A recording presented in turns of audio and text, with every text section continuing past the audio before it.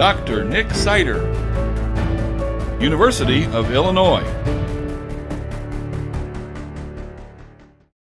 So with my NREC project, we're looking at insect management in cover crop systems. When we think about why we would adopt a cover crop, and in particular a winter rye cover crop, what we're really looking for is to reduce nutrient losses, to reduce soil erosion, to improve soil health that way.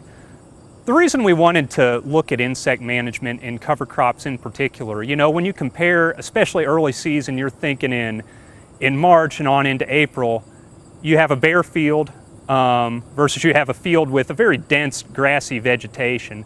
We know that dense grassy vegetation can favor certain insect pests. We wanted to see what the impact of that was going to be on some of these early season pests that we see in corn and soybean. We wanted to see not just will it favor them, but how likely is it that we will ultimately see a pest infestation because we planted this rye cover crop out there.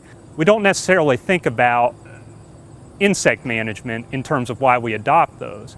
However, those cover crop systems can have implications for the sort of insect species that we see out in a farm. We want to be able to develop recommendations for insect management in these systems to take advantage of any benefits they might offer, and also to be aware of any pest populations that might be favored by that.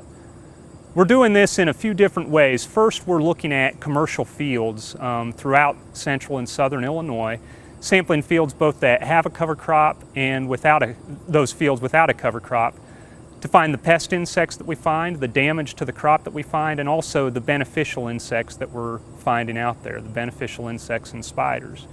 And we do find a variety of different ground beetles and spiders and lady beetles and other beneficial predators out in these cover crop systems. In terms of the pest implications so far, in soybean, we really don't seem to favor pest populations all that dramatically with the rye cover crop. And that's encouraging, maybe not terribly surprising given that rye is a grass, soybean is a broadleaf. There's not a lot of crosstalk there in terms of insects that feed on both of those. We can, in some cases, depending on the residue management of that rye system, see some increases in slug populations, and that's one thing we could be a little bit concerned about, but not a dramatic effect. We don't see a dramatic increase in slugs from these cover crop systems. Another situation that we're looking at in particular is termination timing. When that rye cover crop is terminated in relation to corn or soybean planting.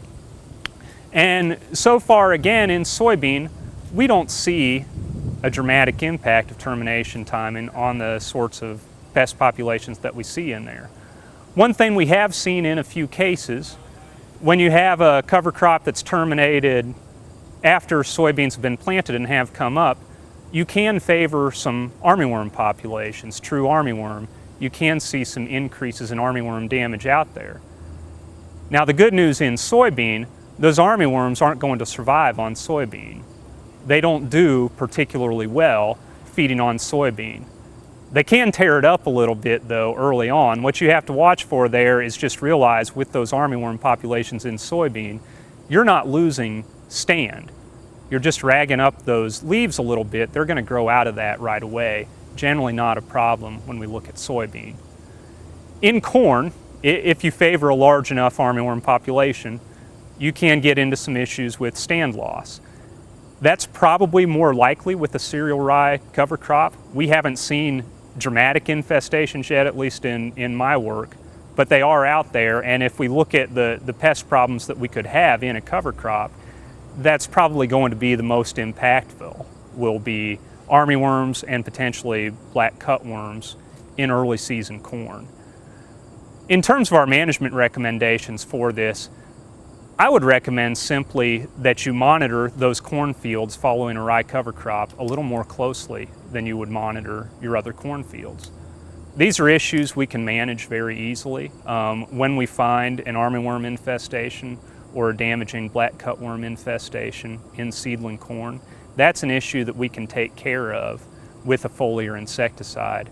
after we've started to get that little bit of stand loss. If we get 3 to 5% stand loss in corn from black cutworm, if we get up around 5 to 10% feeding by armyworms and they're feeding and severely damaging those plants, then we can think about putting out a foliar insecticide if that larva is still present in the field.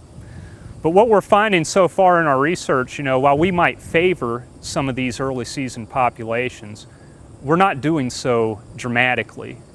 We don't have a situation where if you plant a cover crop, you're going to get armyworms, you're going to get cutworms. It doesn't work like that. We do have a little bit higher likelihood of seeing those pests, particularly in corn, following that cover crop. So far it's encouraging news. We're not seeing a dramatic increase in pest infestations in cover crops. Probably, at least as we stick with that cereal rye system, insect pests are going to remain, really not the biggest concern you have in that system. Any pest infestation that we see in there, we can manage it. We just have to be vigilant, and we have to make sure that we are on the lookout for that and understand those cutworms, those armyworms, those pests that we need to be on the lookout for.